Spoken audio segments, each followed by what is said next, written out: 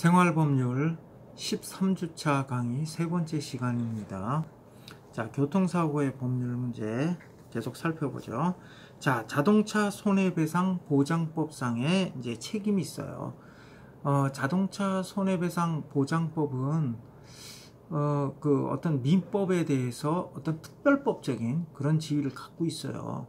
이 자동차 손해배상 보장법이 제정된 이유는 우리나라가 이제 종전에는 이런 어떤 차량 사고에 있어서 민사상 책임과 관련해서는 우리가 방금 전에 살펴봤었던 어떤 이런 민법 제750조 불법행위 책임이라든지 민법 제756조 사용자 책임에 의해서 해결이 됐어요.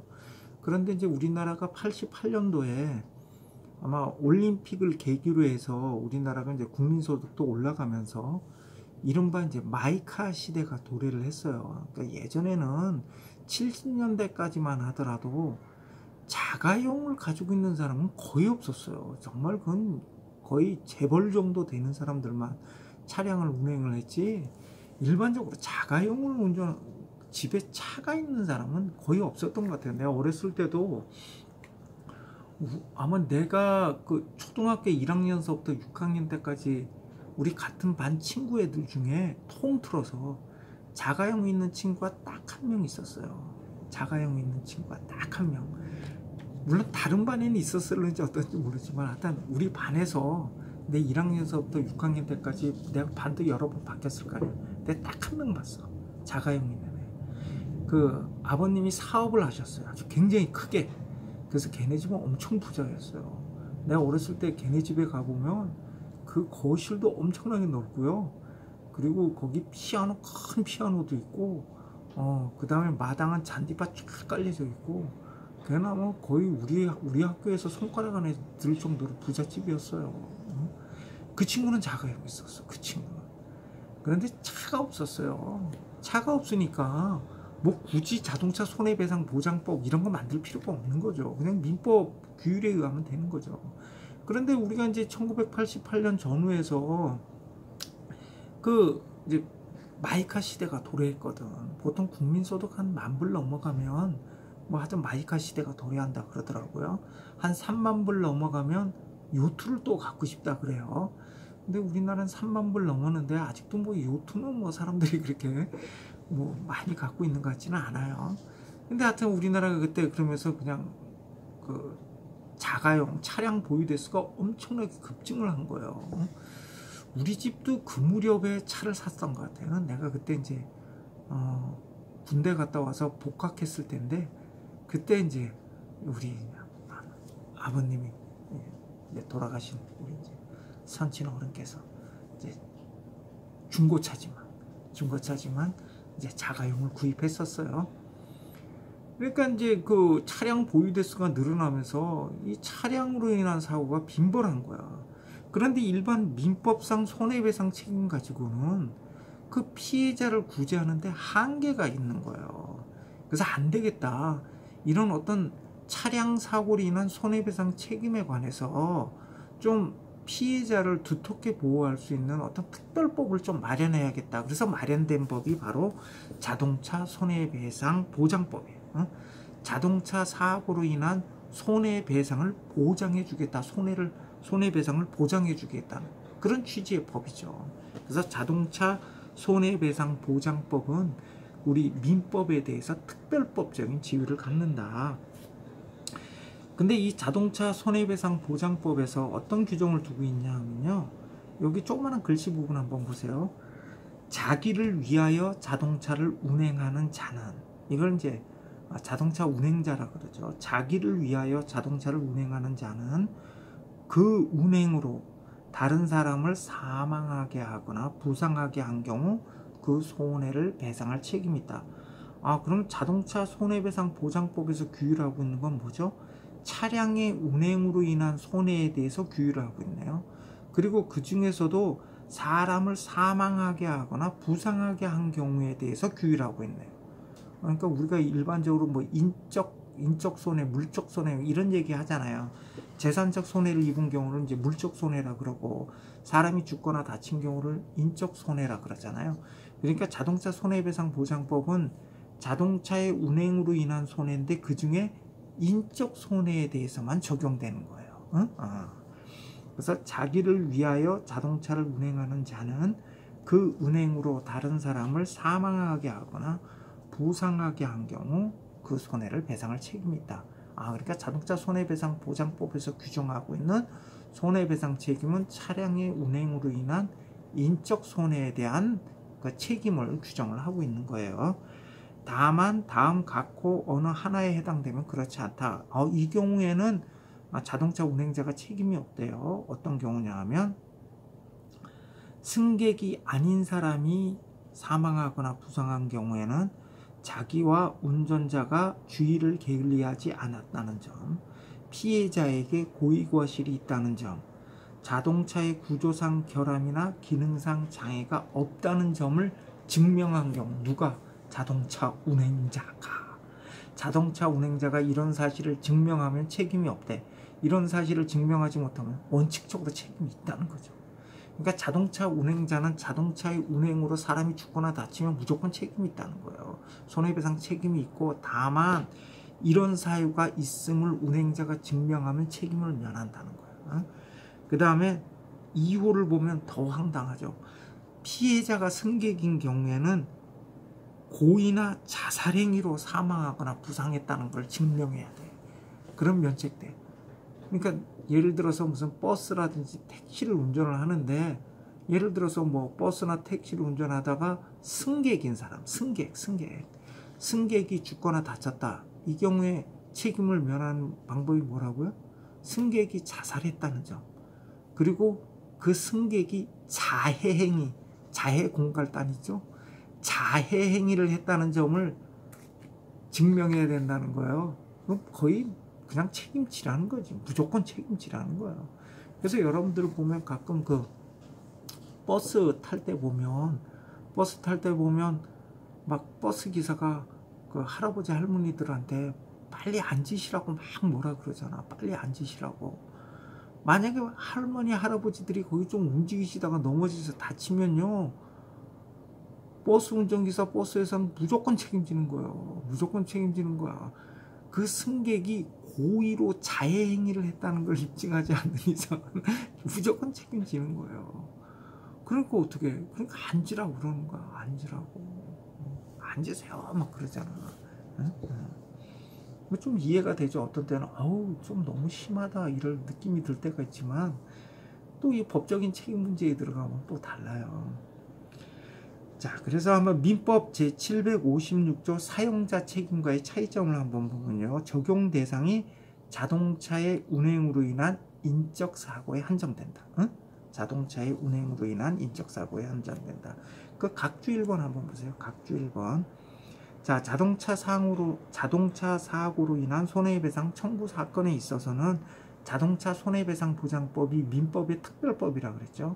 그러니까 특별법 우선의 원칙이 있어요. 그러니까 자동차 손해배상 보장법이 민법에 우선해서 적용돼요.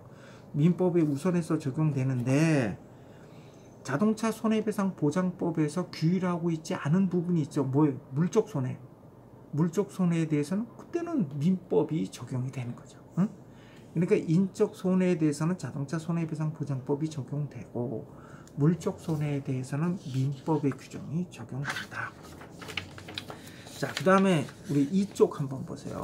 이쪽 보시면 손해배상 의무자가 자동차의 운행자예요. 자동차의 운행자. 우리가 지금 앞서 살펴봤었던 민법상 손해배상 책임에 있어서는 책임 주체가 둘이 있었죠. 하나는 가해 차량 운전자, 그 다음에 또 하나는 사용자였죠. 근데 여기는 운행자예요. 운행자가 누군가요? 우리가 이제 좀 이따 운행자가 누군지 살펴볼 텐데, 운행자는 여기 운전자하고 사용자보다 훨씬 넓은 개념이에요. 훨씬 넓은 개념이에요. 이게 뭐야? 피해자를 보호해주기 위해서 그런 거예요. 그 배상 책임을 지는 사람이 많으면 많을수록 피해자한테는 유리하죠. 손해배상 받을 가능성이 높아지니까. 그래서 하여튼 이렇게 우리 자동차 손해배상 보장법에서는 손해배상 의무자를 이렇게 운행자로 해서 확대했다. 범위를 확대했다. 그 다음에 또 하나는 입증 책임을 전환했어요. 원칙적으로 우리 민법상 손해배상 책임에 의하면 누가 이 손해배상 이 불법행위, 이거 불법행위잖아요. 그죠? 불법행위 성립 요건 이런 걸 누가 입증해야 되죠? 피해자가 입증해야 되는 거예요. 손해배상을 청구하는 피해자가 이런 750조 불법행위 성립 요건, 756조 사용자 책임의 성립 요건을 그 손해배상을 청구하는 피해자가 입증을 해야 돼요. 그런데 여기 자동차 손해배상 보장법에서는 뭐라 그랬어요? 차량의 운행으로 인한 인적 사고에 대해서 운행자는 무조건 책임이 있다는 거예요. 그런데 운행자가 책임을 면하려면 뭐예요? 운행자가 스스로 아까 말한 거 있잖아. 승객인 경우는 고의나 자해행위했다는 점을 증명해야 돼. 그러니까 증명 책임은 어떻게 돼? 운행자에게로 넘어간 거예요. 가해자인 운행자에게로 증명 책임이 전환이 됐어요. 그러니까 피해자 입장에서는 유리한 거죠. 그래서 입증 책임을 전환해서 피해자는 자동차의 운행으로 손해를 입은 점만 주장 입증하면, 이거에 쉽죠. 이거 뭐 입증하는 게 뭐 어렵겠어요. 차에 치였다. 다 나오는 거죠. 차에 치였다는 거는. 경찰이 출동해서 뭐 현장 조사하고 그러면 그게 다 나오는 거죠. 이렇게 차량의 운행으로 손해를 입었다, 이런 사실만 주장 입증하면 운행자에게 배상 책임이 무조건 인정되는 거예요. 그 다음에 운행자가 자기가 배상 책임을 면하려면 지금 우리가 살펴봤던 면책 사유를 주장 입증해야 돼요. 그러니까 입증 책임이 운행자, 가해자인 운행자로 전환이 됐다. 그러니까 자동차 손해배상 보장법에 의하면 비록 이제 인적 손해에 대한 책임을 묻는 거지만 손해배상 의무자가 운행자로 넓어지고, 그 다음에 증명 책임이 가해자인 운행자 측으로 전환되고, 그러니까 피해자에게 유리하죠. 피해자에게 유리하죠. 자, 자동차 손해배상 보장법상의 손해배상 의무를 지는 운행자는 누구인지 한번 살펴보죠. 자, 운행자, 이쪽에 양가로 2번 운행자 한번 봐요. 자, 운행자란 자기를 위하여 자동차를 운행하는 사람을 말하는데요. 사회통념상 자동차에 대한 운행을 지배하고 그 운행의 이익을 향수하는 사람을 말해요. 그러니까 차량에 대한 운행 지배와 운행 이익을 갖는 사람을 운행자라고 해. 그럼 저 각주 2번 한번 보시죠. 이쪽에 각주 2번 한번 보세요.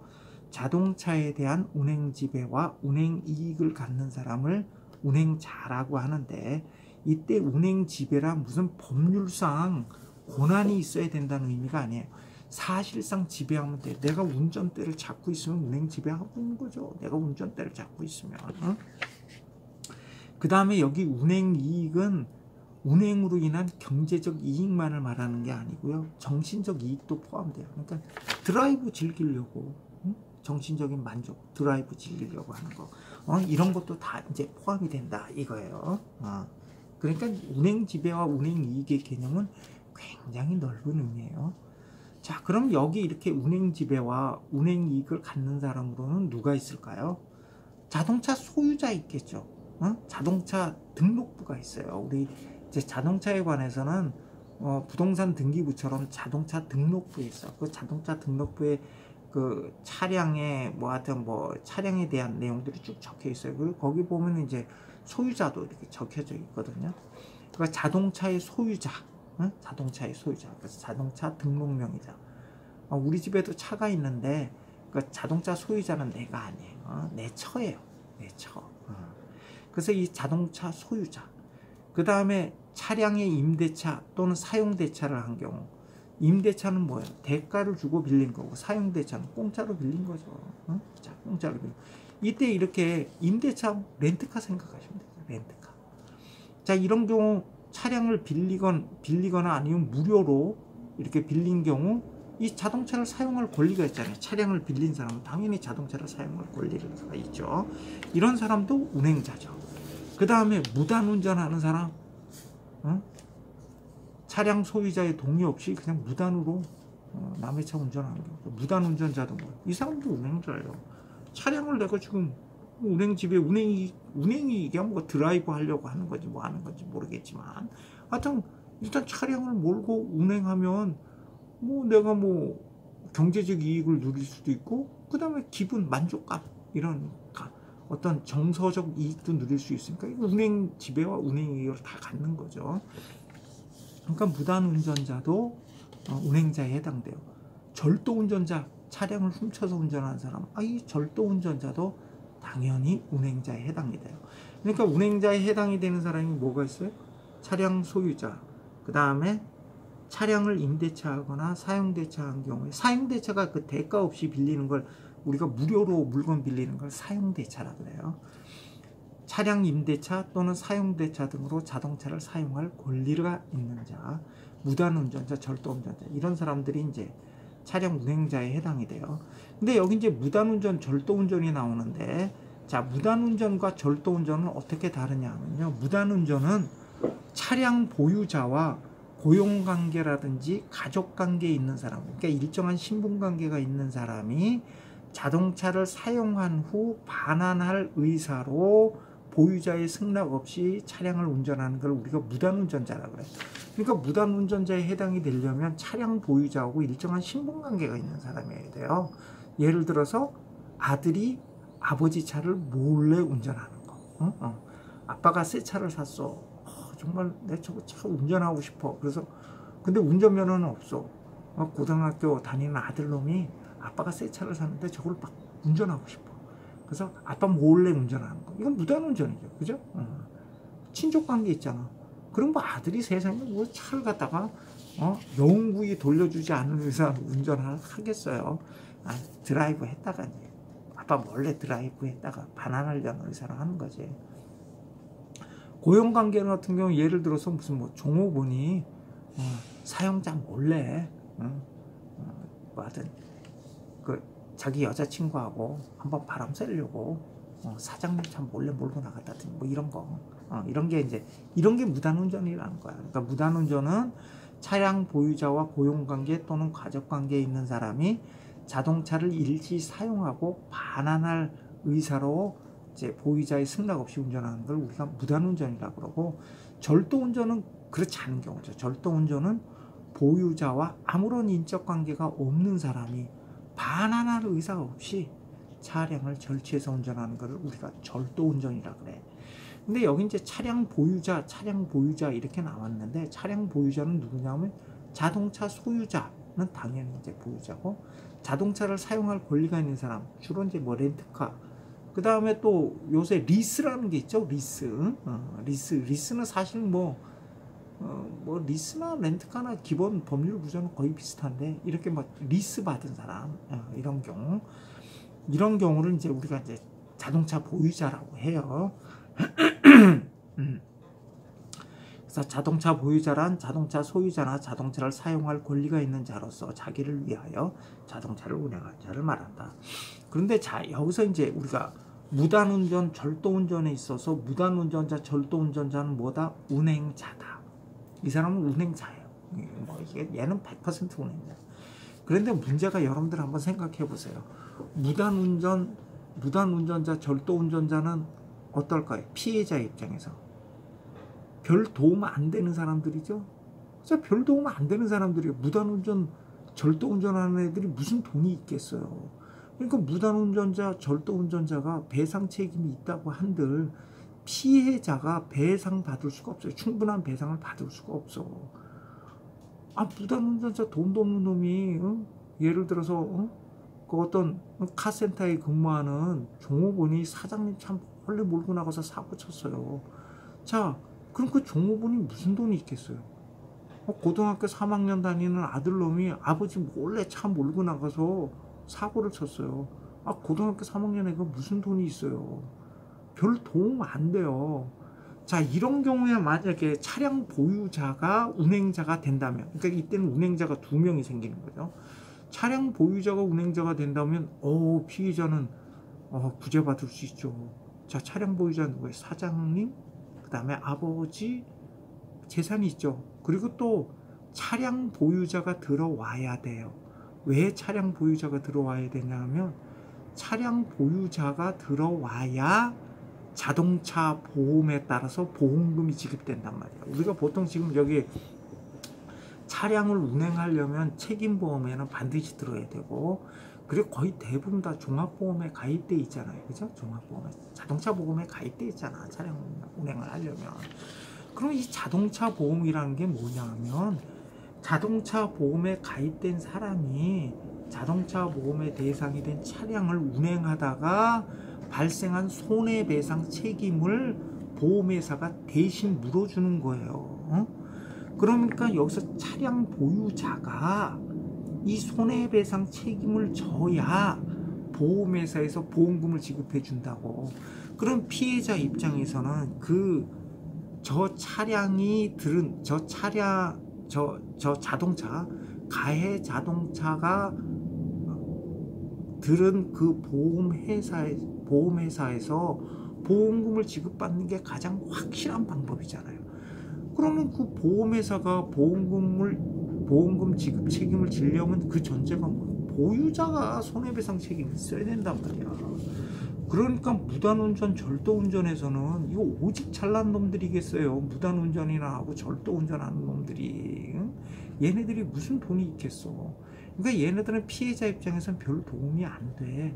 차량 보유자가 들어와야 돼. 차량 보유자가 들어와야 그 차량이 가입된 보험회사로부터 보험금을 받을 수 있으니까 내가 손해배상을 충분히 받을 수 있게 되는 거죠. 그러니까 여기서 무단운전하고 절도운전에서는요, 무단운전자, 절도운전자가 운행자에 해당된다는 점에서는 이건 논란거리도 아니고 이건 당연한 거고, 문제는 차량 보유자가 손해배상 책임을 지냐 이거예요. 차량 보유자도 운행자냐, 차량 보유자도. 자, 무단운전의 경우에는 차량 보유자도 운행자에 해당되느냐 여부는 어떻게 판단하느냐?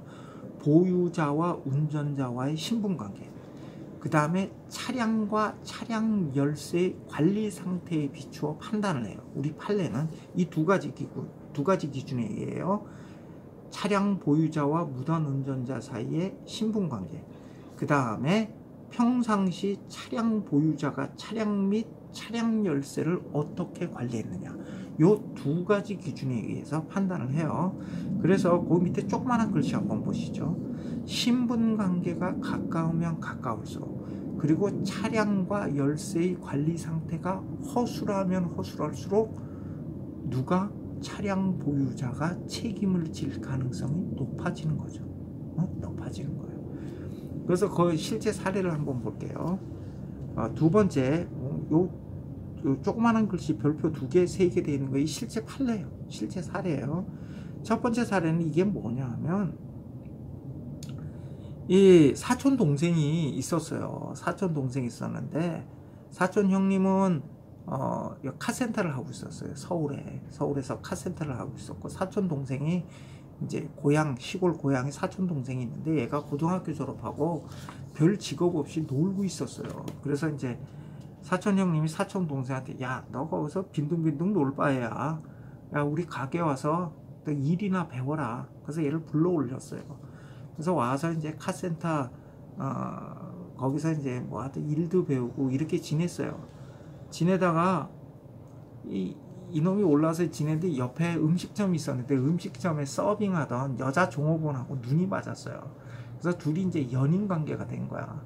그런데 그 여자친구가, 그때가 이제 지금 벚꽃이 막 필 때요. 벚꽃놀이 할 때인데, 벚꽃놀이 가자고 그렇게 조른 거예요.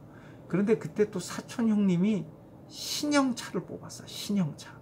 신형 승용차를 뽑았어. 아주 멋진 신형 승용차를 뽑았어요.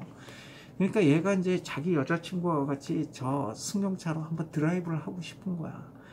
근데 그때 마침 사촌 형님이 무슨 일 때문에 지방에 내려가게 됐어요. 그러면서 이 사촌 형님이 평상시에 열쇠를 어떻게 관리했냐면, 카센터 그 탁자 위에 그냥 툭 던져놨어요. 그걸 따로 어디 이렇게 열쇠 함에다가 이렇게 비밀 번호가 있는 열쇠 함에다 보관하고 그렇게 아니라 그냥 탁자 위에다 던져놓고 그냥 그렇게 관리를 했다고. 근데 사촌 형님이 또 그 차량 열쇠를 탁자 위에다 놔두고 그냥 지방 출장을 간 거예요. 그러니까 이놈이 자기가 이제 저 신형 승용차 한번 몰고 싶었단 말이에요. 그래서 그리고 또 자기 여자친구가 그냥 벚꽃놀이 가자고 그렇게 조르고.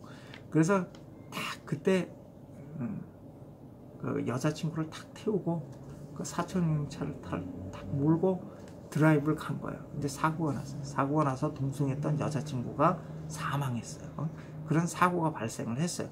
자, 여기에 대해서 이제 이 무단운전한 카센터 종업원 사촌 동생은 당연히 운행자죠.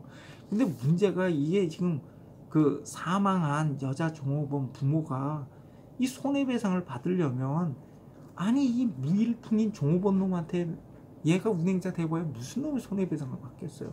그건 누가, 그 사장님인 사촌 형님이 차량 보유자가 손해배상 책임을 져야 보험회사로부터 또 받을 거 아니에요. 그래서 우리 판례가 이 경우에는 그 차량 보유자 사촌 형님의 운행자성을 긍정했어요. 긍정했어요. 그 다음에 세 번째는 이게 뭐냐면, 어떤 회사의 과장이 이제 자기 이제 과 직원들 부부 동반해가지고 가족 동반해가지고 회식을 했어요. 그 회식을 하는데 또 술을 막 마시고 막 그러다 보니까 각자 차를 가져왔는데 차를 운전할 수가 없잖아. 그러니까 그때 누가 탁 아이디어를 낸 거야. 우리 좀 한번 저 바닷가로 한번 갔다 옵시다. 근데 우리가 뭐 각자 차를 몰고 가긴 그렇고 우리 회사에 봉고차, 우리 봉고차 하나 가져와서 갑시다. 이렇게 된 거야. 그래서 회사에 가서 봉고차를 끌고 온 거예요. 회사 차를. 그런데 회사 차를 가져왔는데 그 열쇠가 그냥 벽에 걸려 있었어요. 그 무슨 봉함된 열쇠함에 집어넣은 게 아니라 그냥 벽에 열쇠가 걸려 있었어.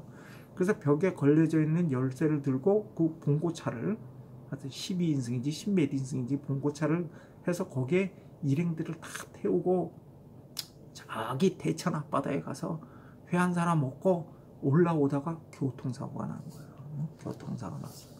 자, 이 경우에 뭐 차량을 운전하는 사람 당연히 운행자에 해당돼서 배상 책임 인정되는 건 당연한데, 회사가 배상 책임을 지느냐, 이게 쟁점이 된 사안인데, 이때 우리 판례는 회사도 운행자에 해당된다, 배상 책임이 있다, 이렇게 이제 판시를 했어요. 그러니까 무단운전의 경우에는 거의 대부분 차량 보유자의 운행자성을 긍정하는 게 판례 입장이에요. 오히려 차량 무단운전에 있어서 차량 보유자의 운행자성을 부인하는 경우는 별로 없었던 것 같아요. 왜냐하면 무단운전 자체가 일정한 신분관계에 있는 사람들 사이에 이루어지는 거예요. 그러니까 아들이 아버지 몰래 차량을 운전했다든지, 뭐 사촌 동생이 사촌 형님 차를 몰래 운전했다든지, 다 이런 경우란 말이죠. 그리고 이런 경우에 무슨 차량 열쇠를 세상에 무슨 아버지가 아들 무단운전을 염려해서 무슨 비밀번호가 있는 금고안에 보관을 해두겠습니까? 그런 경우는 사실 거의 없다고 봐야죠. 그러니까 무단운전은 거의 대부분 차량 보유자의 운행자성이 긍정이 돼요. 오히려 부정되는 경우가 예외적이에요. 근데 하여튼 우리 판례는 이 두 가지 기준에 의해서 긍정을 해요. 하나는 보유자와 무단운전자 사이의 신분관계, 또 하나는 이 보유자가 차량 및 차량 열쇠를 어떻게 관리했느냐, 이 두 가지 기준에 의해서 판단을 한다.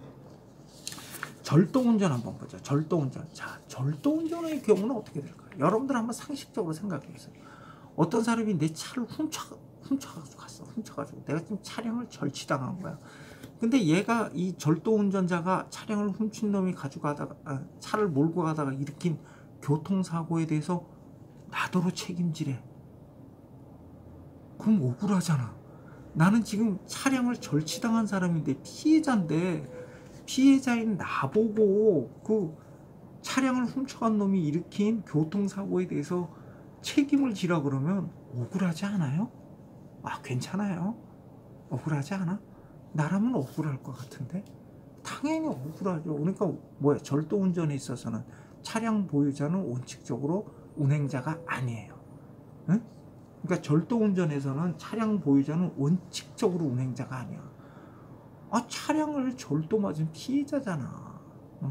그러니까 상식적으로 생각해 보시면 이해가 되잖아요. 그런데 이때에도 예외적으로 차량 보유자가 운행자로서 배상 책임을 지는 경우가 있어요. 어떤 경우냐 하면, 차량이나 열쇠 관리상의 과실이 너무 중대해. 너무 중대. 이건 거의 사실상 내 차 훔쳐가라 이렇게 용인한 거하고 맞먹어. 그러니까 차량 및 차량 열쇠의 관리 상태가 너무 허술해. 그래서 사실상 절취운전을 용인했다고 볼 수 있을 정도.